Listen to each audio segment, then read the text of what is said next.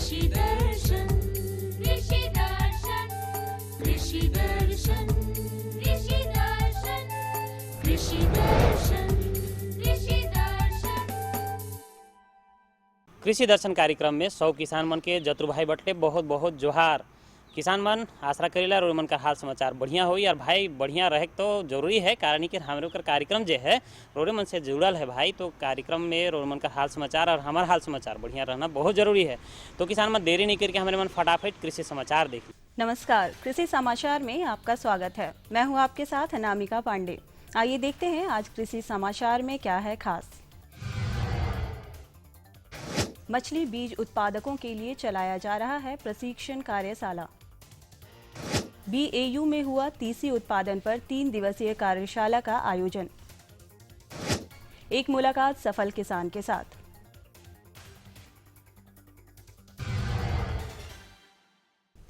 अब समाचार विस्तार से। मत्स्य विभाग झारखंड सरकार द्वारा प्रशिक्षण योजना के तहत 8 फरवरी से 8 मार्च तक मत्स्य बीज उत्पादकों के लिए प्रशिक्षण कार्यशाला चलाया जा रहा है।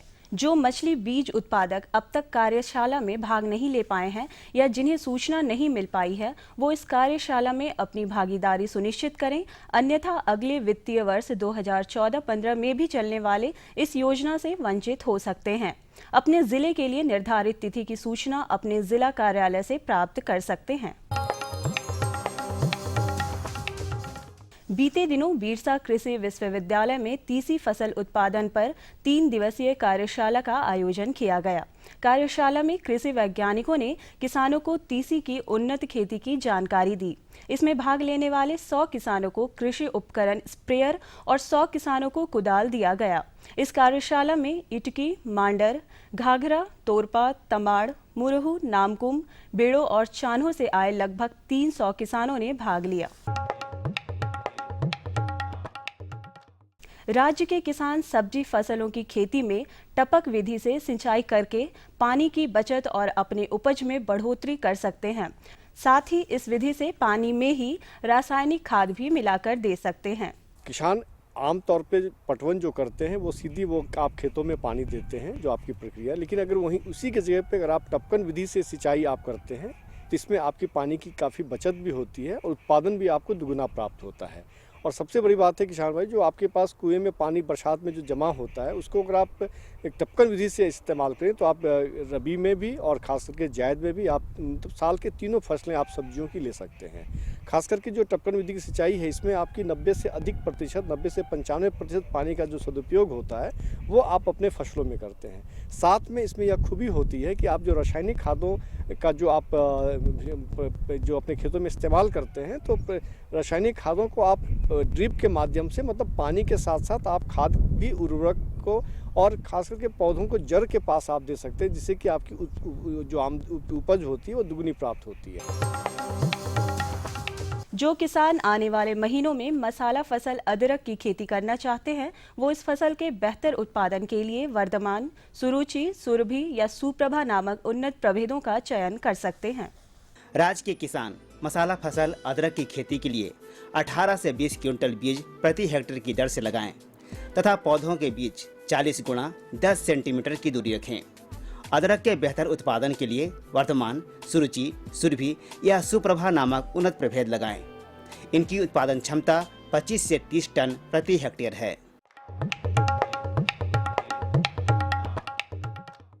राज्य के किसान कृषि उपकरण कल्टीवेटर की सहायता से अपने खेतों की उथली जुताई तथा फसलों में निकाई, गुड़ाई और खरपतवार निकालने का काम कर सकते हैं। इस यंत्र से देसी हल की तुलना में 60% मजदूरी की बचत, 35% संचालन खर्च में बचत और 6% उपज में वृद्धि होती है।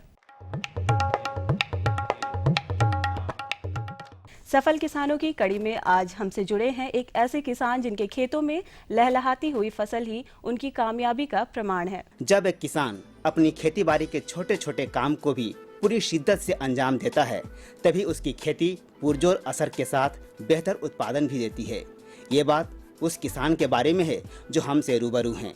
तो आइए इनसे मिलकर जानते हैं इनकी फसल और इनकी खेती का हाल। तो शुरुआत में तो मुश्किल हुआ, लेकिन पूंजी फंसाए, टमाटर की खेती किए, भगवान ने मुझे साथ दिया, 6,000 टमाटर का पौधा लगाए थे, लेकिन उसमें लगभग लाख रुपए का हमको उपज हुआ। 20,000 22,000 पूंजी लगाए थे, 80,000 का समझिए कि हमको बेनिफिट मिला 3-4 महीना में। और अब एक नज़र राज्य के 5 प्रमुख शहरों के मौसम के मिजाज पर।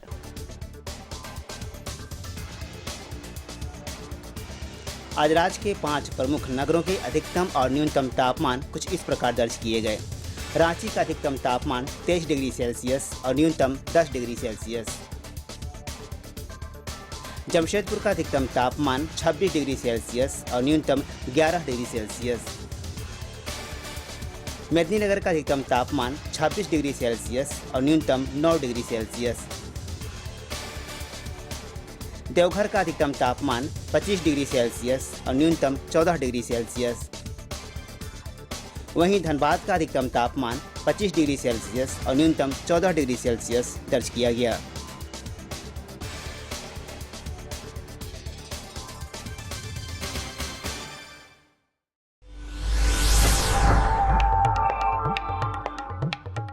और अब मंडी भाव में आइए नजर डालते हैं अनाजों के भाव पर। आज कृषि उत्पाद बाजार समिति पंडा रांची में विभिन्न खाद्यान्नों के थोक भाव कुछ इस प्रकार दर्ज किए गए।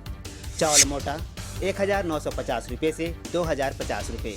चावल मध्यम 2,350 रुपये से 2,450 रुपये। चावल उत्तम 3,350 रुपये से 3,450 रुपये।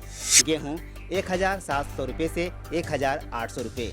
चना 3,300 रुपये से 3,400 रुपये। दाल अरहर 5,600 रुपये से 6,400 रुपये।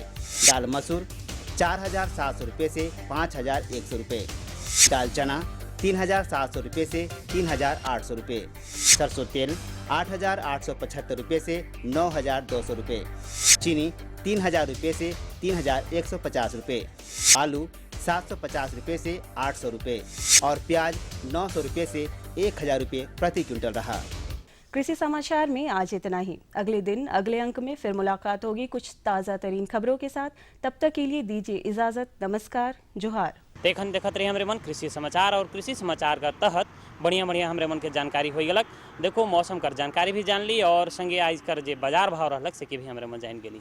अब हमरे मन कार्यक्रम कर और करब, लेकिन और से पहले हमरे मन तनी सन विराम ले लो थी। विराम करवा दे तुरते हमरे मन कार्यक्रम से जुड़ब, लेकिन कहूँ मैं जाब रोड मन कार्यक्रम देखते रह हमर। ये लो और बताओ। बस। अरे ये क्या भैया जी, बस इतनी सी रासायनिक खाद? किसानी छोड़ रहे हो क्या? किसानी नहीं, नादानी छोड़ रहे हैं। मिट्टी की जांच कराई है। अब तो लालाजी जितनी जरूरत है उतने ही उर्वरक खेत में डालेंगे। हाँ, किसान भाई आज ही अपने जिले की नजदीकी भूमि परीक्षण प्रयोगशाला में मिट्टी की जांच जरूर करवाएं और मिट्टी में पोषक तत्व, नमी व पौधे के विकास को देखते हुए केवल जरूरत के अनुसार ही पोषक तत्व डालें। और हाँ, मिट्टी में गंधक, जस्ता, बोरोन जैसे सूक्ष्म पोषक तत्वों का पता लगाना भी न भूलें। उर्वरक और जैविक खाद के सही उपयोग से भूमि का उपजाऊपन बनाए रखें, उत्पादकता बढ़ाएं, खर्चा घटाएं और बहुमूल्य विदेशी मुद्रा बचाने में भी सहयोग दें। और हाँ, धीमी गति से नाइट्रोजन उपलब्ध कराने वाले उर्वरकों जैसे नीम लेपित यूरिया को प्राथमिकता दें और यूरिया का पत्तों पर छिड़काव करें। अरे वाह, तू तो सचमुच समझदार हो गया रे। अधिक जानकारी के लिए संपर्क करें जिला कृषि अधिकारी या किसान कॉल सेंटर।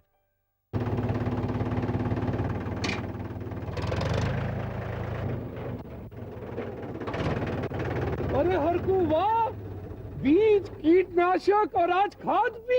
अरे इतना खर्चा कहाँ से? अरे खर्च की चिंता किसे है, मेरे पास है ये किसान क्रेडिट कार्ड। कार्ड? अरे बैंकों द्वारा जारी इस कार्ड से किसान उसकी सीमा तक की रकम कभी भी बैंक से निकलवा सकता है और खेती बाड़ी की सामग्री कभी भी खरीद सकता है।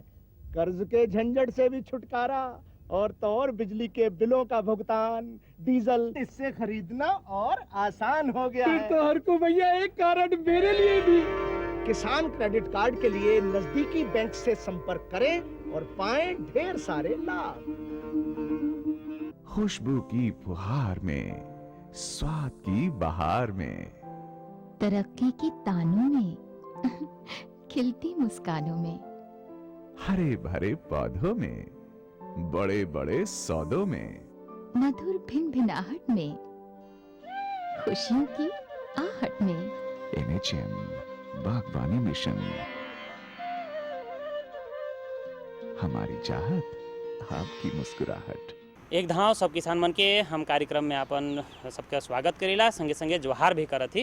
देखो किसान मन आज जे जानकारी है से फटाफट रू मन के हम बताए देवत ही कि जे समसामयिक कृषि कार्य जे होएला तो मक्का फसिल में कैसे हमरे मन कर सकेला सेकरे बारे में हमरे मन जानकारी करब और जानकारी वास्ते रू मन भी तैयार हो तो आउ हमरे मन फटाफट एकर बारे में जानकारी कर लेवत ही। तो हमरे मन के जानकारी देवे डॉक्टर CS सिंह, ताऊ इनकर से हमरे मन जानकारी कर लेवत थी। जैसा कि आप लोग जानते हैं कि हमारे झारखंड में मक्का की खेती दिनों दिन बढ़ती जा रही है, तो आज हम हमारे विशेषज्ञ से जानेंगे कि मक्का की सामूहिक कार्य की देखभाल कैसे करेंगे। आज हमारे साथ है विशेषज्ञ डॉक्टर CS सिंह सर, जो हमें बताएंगे कि मक्का की खेती कैसे करें। सर, हमारे किसान भाइयों बहनों को बताइए कि हमारे मक्का की समसामयिक कार्य कैसे करेंगे। किसान भाइयों, इस समय जो रबी के मौसम में जिन किसान भाइयों के पास सिंचाई की सुविधा उपलब्ध है, वो किसान भाई रबी में मक्का की लगा चुके होंगे, जिसके लिए उन्होंने अक्टूबर के अंतिम में या नवंबर के शुरुआती पखवाड़े में मक्का की बुआई कर दी होगी। वो मक्का उनका इस समय घुटने के आकार का पहुंच गया होगा तथा इस समय जो गर्मा मक्का है उसके लिए बुआई के लिए सबसे उपयुक्त समय है। इस समय किसान भाई गर्मा की मक्का की बुआई कर सकते हैं। तो किसान भाइयों को चाहिए कि अगर गर्मा मक्का की वो बुआई करना इस समय कर रहे हैं तो उनके लिए चाहिए कि उनके पास सिंचाई की अच्छी सुविधा उपलब्ध होनी चाहिए, ताकि ज़रूरत पड़ने पे वो सिंचाई हमेशा देते रहें, ताकि खेत में नमी हमेशा बनी रहे। इसके लिए किसान भाइयों को चाहिए कि अगर कहीं अच्छी बारिश हो जाए तो इसके लिए ड्रेनेज फैसिलिटी भी अपने खेत में ताकि जल जमाव ना हो, ऐसा खेत तैयार करना चाहिए, ताकि अगर जल जमाव की स्थिति में पानी पूरा निकल जाए खेत से, क्योंकि जल जमाव मक्के की खेती के लिए बहुत ज़्यादा हानिकारक है। किसान भाइयों को ये भी चाहिए कि जिस समय खेत की वो तैयारी कर रहे हैं उस समय मृदा का अच्छी तरह से जांच करा लें, ताकि अगर कोई माइक्रो न्यूट्रिएंट की डिफिशियंसी है, कोई सूक्ष्म तत्वों की डिफिशियंसी है, तो उसका भी वो प्रयोग करें, ताकि अच्छा से अच्छा उनको उत्पादन प्राप्त हो सके। खेत की तैयारी करते समय ही किसान भाइयों को 5 से 10 टन कंपोस्ट या सड़ी गोबर की खाद को भी प्रयोग करना चाहिए, जिससे मक्के में अच्छी बढ़ोतरी होती है और किसान भाइयों को ज़्यादा से ज़्यादा मुनाफा मिल सकेगा। किसान भाइयों को बताइए कि सर उर्वरक कौन कौन से उर्वरक डालेंगे। जैसा कि मैंने बताया कि किसान भाइयों को 5 से 10 टन कंपोस्ट या सड़ी गोबर की खाद जरूर प्रयोग करनी चाहिए। किसान भाइयों को जो नत्रजन है वो 150 किलोग्राम नत्रजन, 60 किलोग्राम स्फूर तथा 40 किलोग्राम पोटास की मात्रा, अगर वो हाइब्रिड किस्म लगा रहे हैं तो उसका उनको प्रयोग करना चाहिए। इसके लिए HQPM जो किस्म है वो बहुत उपयुक्त है। किसान भाइयों को जो नत्रजन की मात्रा है उसका 1/3 भाग तथा स्फूर तथा पोटास का पूरा भाग बुआई के समय ही किसान भाइयों को प्रयोग करना चाहिए, तथा बची हुई नत्रजन का जो 2/3 मात्रा बची हुई है उसको 2 भागों में विभक्त करके, एक भाग जब पौधा घुटने के आकार का पहुंच रहा है, जिसको हम नी हाई स्टेज कहते हैं, उस समय किसान भाइयों को प्रयोग करना चाहिए, तथा बची हुई 1/3 मात्रा जब नर मंजरी आने लगती है उस समय उनको प्रयोग करना चाहिए। किसान भाइयों को ये खास ख्याल रखना चाहिए कि जिस समय वो खाद का प्रयोग, उर्वरक नत्रजन का प्रयोग कर रहे हैं, तो उस समय खेत में हल्की नमी होना आवश्यक है, क्योंकि अगर ज़्यादा नमी रहेगी तो वो नत्रजन ऐसा उर्वरक है कि वो घुल के और लीचिंग लॉस के थ्रू ज़मीन के नीचे चला जाएगा और पौधे को नहीं मिलेगा। अगर सूखी ज़मीन में उसका प्रयोग करेंगे तो वो वाष्पीकरण द्वारा, वोलेटिलाइजेशन लॉस कहते हैं हम, वो उड़ जाएगा और किसान भाइयों को लगेगा कि हमने नाइट्रोजन डाला है, लेकिन वो पौधा उसका उपयोग नहीं कर पाएगा। इसलिए किसान भाइयों को चाहिए कि खेत में देख लें कि हल्की नमी है, अगर उसमें खेत में चलते समय पैर से उनका मिट्टी न चिपके तो उनको मालूम चल जाएगा कि वो हल्की नमी है। उस अवस्था में उनको नत्रजन उर्वरक का प्रयोग करना चाहिए, ताकि वो नत्रजन उर्वरक पौधे के जो रूट जोन है, जहाँ पे जड़ है, उसके आसपास रहे, ताकि पौधा उसका अच्छा से अच्छा उपयोग कर सके और उनको अच्छा, उससे ज़्यादा बढ़ोतरी होगी और ज़्यादा से ज़्यादा वो मुनाफा कमा सकेंगे। उसे खरपतवार पर कैसे नियंत्रण करेंगे? खरपतवार की समस्या रबी तथा गर्मा मौसम में खरीफ की तुलना में कम होती है, लेकिन किसान भाइयों को चाहिए कि शुरुआती जो 40 से 50 दिन, किसी भी पौधे का शुरुआती 40 से 50 दिन बहुत क्रिटिकल होता है। अगर उस समय खरपतवार की समस्या होती है तो उसमें उत्पादन में बहुत ज़्यादा गिरावट होती है। मक्के की फसल में भी अगर खरपतवार को सही से नियंत्रण नहीं किया गया तो 40 से 50% तक उत्पादन में गिरावट आ सकती है। इसलिए किसान भाइयों को चाहिए कि उसकी वो 2 बार निराई गुड़ाई 20 दिन पे तथा 40 दिन के अंतराल पे 2 बार निराई गुड़ाई करें। अगर किसान भाई बाज़ार में एक केमिकल है एट्राजीन, वो केमिकल आसानी से उपलब्ध है, उस केमिकल का वो प्रयोग करते हैं। उसके लिए चाहिए कि किसान भाई जिस समय बुआई कर रहे हैं, बुआई के तुरंत बाद हल्की नमी होने, खेत में हल्की नमी होने पे उसका 1.5 से 2 किलोग्राम मात्रा 600 लीटर पानी में घोल के प्रति हेक्टेयर की दर से उसका छिड़काव करें।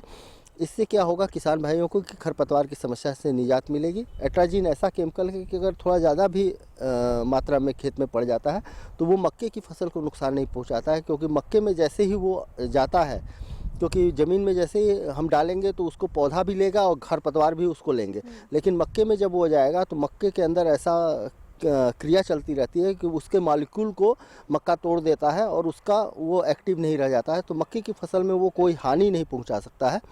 लेकिन खरपतवार की समस्या से किसान भाइयों को एट्राजीन से निजात मिल जाएगी। एट्राजीन सीमाजीन का भी वो प्रयोग कर सकते हैं। 2,4-D अगर चौड़ी पत्ती वाले खरपतवार की समस्या है तो 2,4-D का भी वो प्रयोग कर सकते हैं 30 से 35 दिन के बाद, और इससे उनको निजात मिलेगी और उनका अच्छा उत्पादन प्राप्त होगा। सर, सिंचाई कितने बार देंगे और कैसे देंगे? मक्के की फसल में जब वो रबी मक्का लगा रहे हैं या गर्मा का मक्का लगा रहे हैं तो किसान भाइयों को चाहिए कि वो खेत में देखें कि अगर नमी की कमी हो रही है तो उस समय ज़रूर सिंचाई कर दें।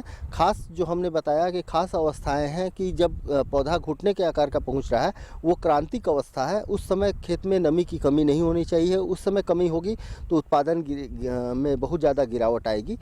इसी तरह से जब पौधा नरमंजरी जब निकलने लगती है तथा जब भुट्टे में मूछ आती है, जिसको हम सिल्किंग स्टेज कहते हैं, उस समय भी नमी के लिए बहुत क्रिटिकल स्टेज माना गया है, तथा उस समय अगर नमी की कमी होती है तब भी उत्पादन में गिरावट होगी।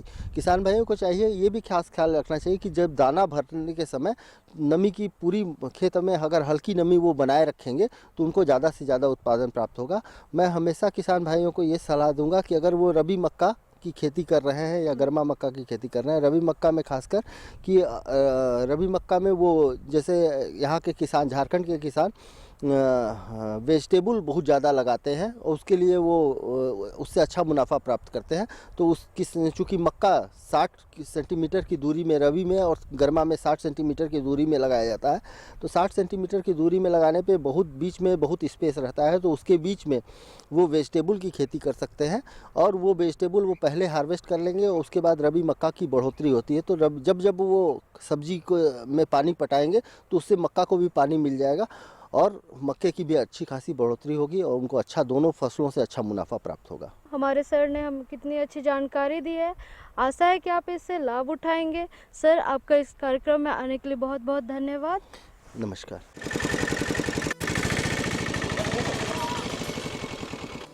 प्रणाम मास्टर जी। हाँ, प्रणाम प्रणाम। क्या बात है बिरजू, बहुत उदास नजर आ रहे हो? हाँ, शहर कमाने जा रहा हूँ, नहीं तो खाऊंगा क्या? मगर तुम्हारे पास तो काफी जमीन है। मगर सब बेकार मास्टर जी। बरसात में भगवान भरोसे थोड़ा बहुत खेती हो जाता है, बाकी दिन तो खेत पड़ती ही रहता है ना, और खेतों को तो भरपूर पानी चाहिए। अरे बिरजू, पानी खेतों को नहीं फसलों को चाहिए। मतलब ये कि सूक्ष्म सिंचाई विधि अपनाकर यदि सिंचाई की जाए तो 30 से 50% पानी की बचत की जा सकती है। सूक्ष्म सिंचाई पद्धति ये क्या है? सूक्ष्म सिंचाई पद्धति यानी टपक विधि या स्प्रिंगवेल सिस्टम। मगर देखो बिरजू, अगर मगर कुछ नहीं, किसानों के लिए सरकार के द्वारा अनुदान और बैंक ऋण की सुविधा भी उपलब्ध कराई जा रही है। सच? 100% सच। और खुशियों की गारंटी। बड़ा नगद जानकारी भाई, और आशा करेला जानकारी से रोमन के भी फायदा होगी। फायदा तो होने है क्योंकि विशेषज्ञ हमरे मन के बड़ा नगद जानकारी करवाए ना। और देखो किसान मन हमरे मन आए जे जानकारी दोसर किस्म से करत थी। जानकारी ऐसा है कि हमरे मन संग एक ठो प्रगतिशील किसान भाई हैं और एक प्रगतिशील किसान हैं कि बढ़िया खेती बाड़ी कर काम करते आवत हैं और इनका नाम है बैरू महतो जी। तो अब इनकर से हमारे मन भेंट करेला, इनकर से जे करल बातचीत है सिके हमारे मन सुनीला और इनकर जे खेती बाड़ी कर जे तरीका है सिके हमारे मन भी जानत थी कैसे खेती करना और खेती करके कैसे सफलता के प्राप्त करत हैं, ये देखना और जानना हमारे मन वास्ते बहुत ज़रूरी है। तब हमारे मन देख लेवलिया इनकर से करल बातचीत। कला गाँव में है और आज हमारे साथ है एक सफल किसान जिनका नाम है बबड़ी महतो, जो हमें बताएंगे कि जो प्याज की खेती उन्होंने की है उसमें किस तकनीकों का इस्तेमाल किया है, उन्होंने कहाँ से इसकी ट्रेनिंग ली है, उसके बारे में विशेष जानकारी देंगे। करेंगे। माता जी, हम आपसे ये जानना चाहते हैं कि अभी जो है आपने प्याज की खेती की है, तो इसमें आपने किस तकनीक का इस्तेमाल किया है और ये ट्रेनिंग आपको कहाँ से मिली है, उसके बारे में आप हमारे आम किसान भाइयों को बताएं।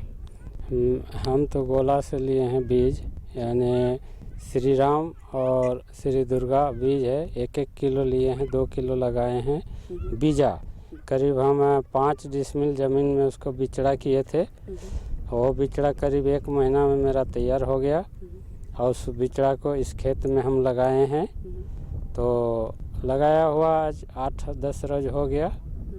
प्याज हम लगाए हैं, तो अब यानी कि खुशनी उसनी देंगे। इसमें आपने किस तकनीक का इस्तेमाल किया है? तकनीक है, हम लोग जोते हैं हल बैल तो नहीं, ट्रैक्टर से जोते हैं। 2-3-4 बार जोताई किए हैं।